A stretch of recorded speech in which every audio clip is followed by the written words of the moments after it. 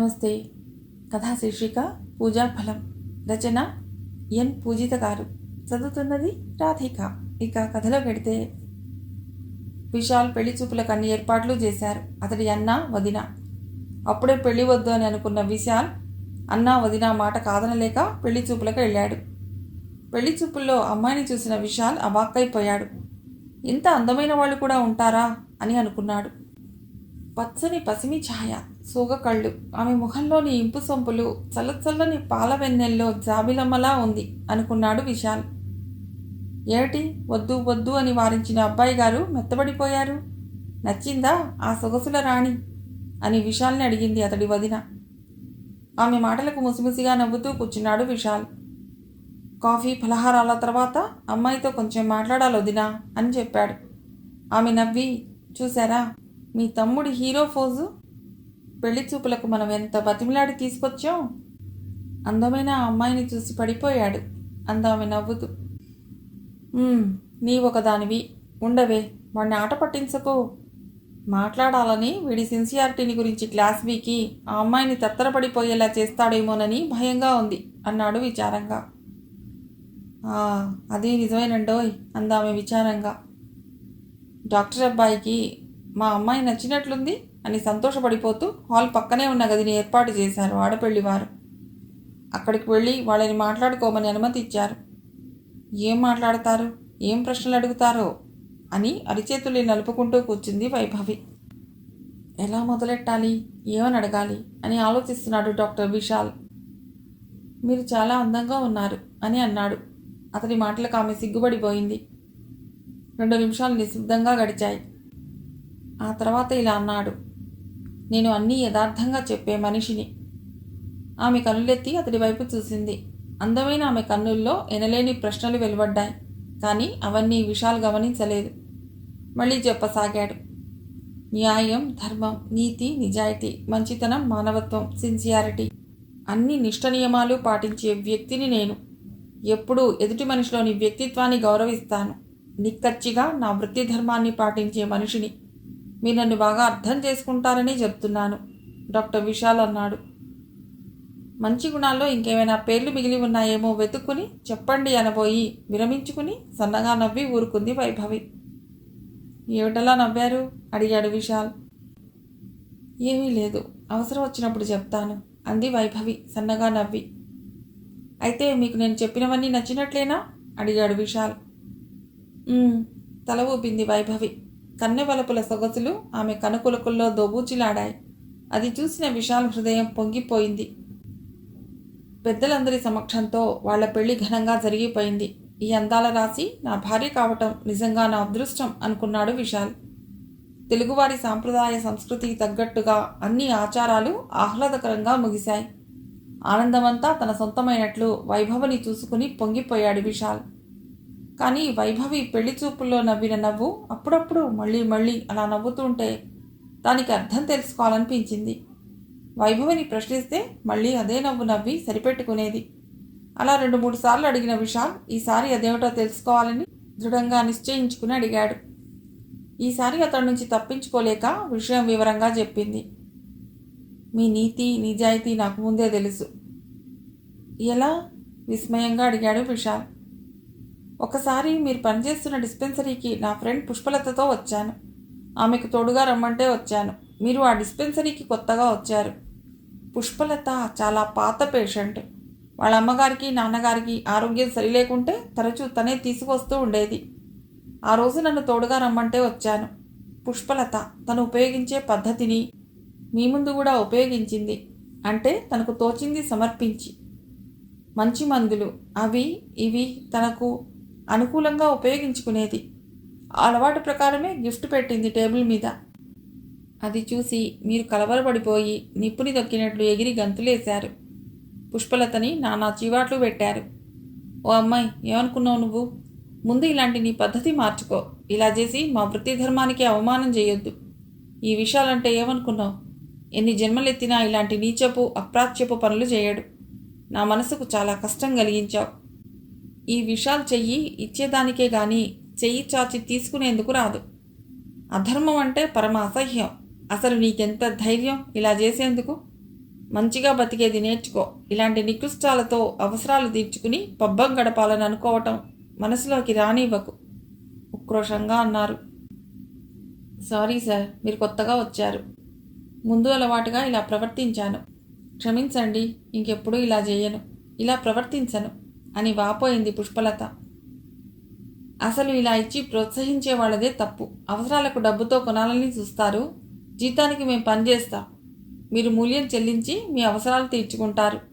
మధ్యలో ఈ అలవాట్లేమిటి? ఎప్పటికైనా న్యాయం, ధర్మం, నీతి, నియమం మనకి రక్ష. ఆ మంచి మార్గంలో నడిచినప్పుడే మనిషి విలువ పెరుగుతుంది అని తలవాచేట్లు చీవాట్లు పెట్టి మీలో ఒదిగి ఉన్న ధర్మగుణాన్ని చెప్పేశారు. ఇహ మీరు చెప్పని మంచి వాక్యాలు లేవు. మీ మాటలు వింటే ఇహ ఎప్పటికీ ఎవ్వరూ అధర్మంగా ప్రవర్తించరు. మీ నీతి వాక్యాలకు పుష్పలత తల తిరిగిపోయి చెంపలు వాయించుకుంటూ వచ్చి నా ముందు నిల్చుంది. హడావుడిగా వచ్చి ఊపిరి సలుపుకుంటూ, ఈయనెక్కడ మనిషిరా బాబు, అడవి మనిషిలా ఉన్నాడు. అందరూ ఏమీ ఇవ్వకుంటే బాధపడతారు, మరి ఇతను ఇచ్చేవాళ్ల ప్రాణాలు పీకేవారిలా ఉన్నాడు.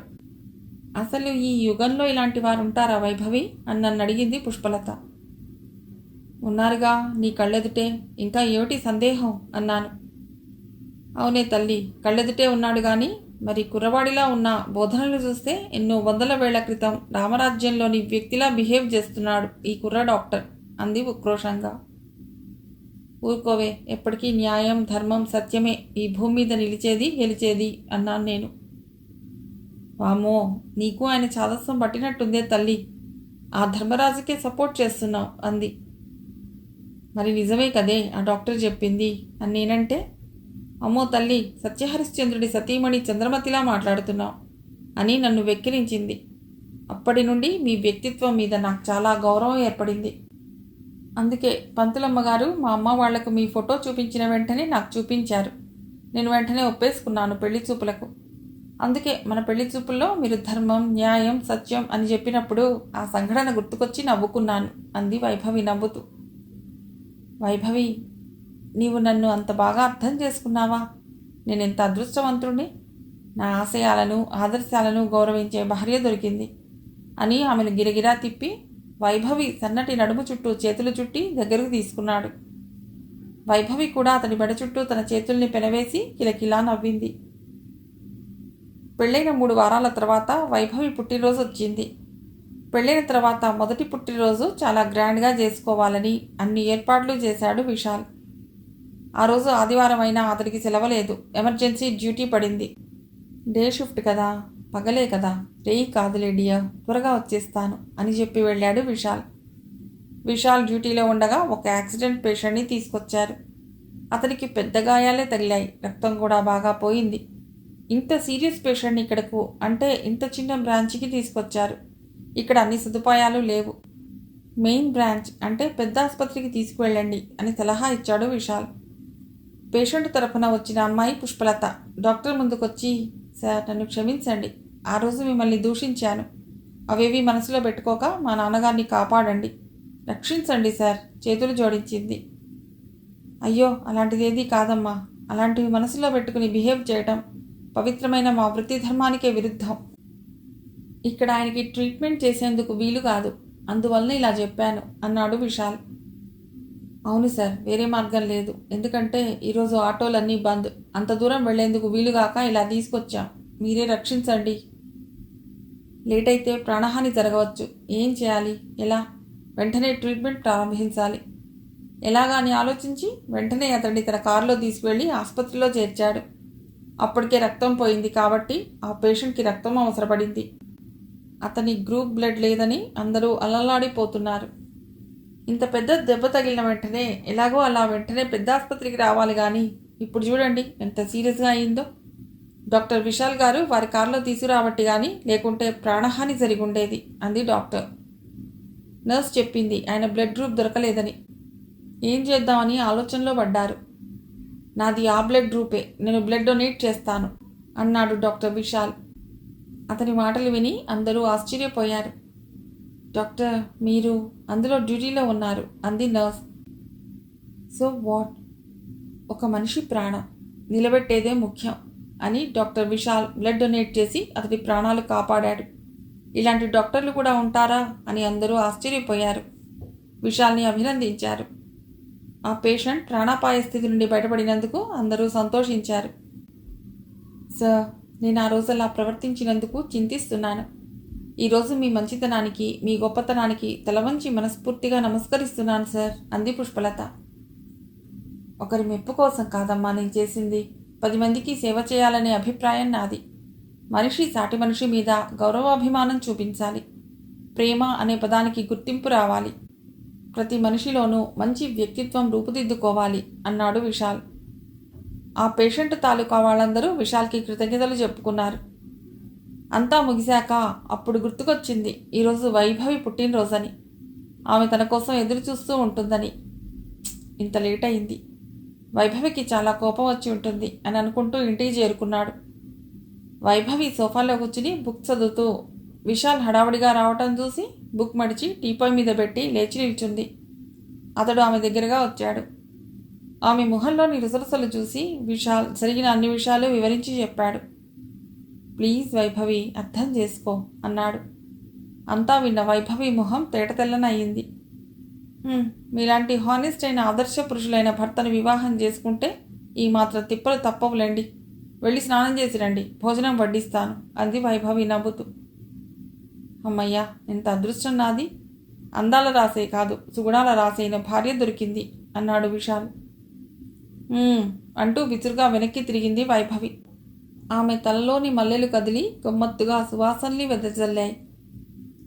మరి నేనేమనుకుంటున్నానో తెలుసా అంది గమ్మత్తుగా.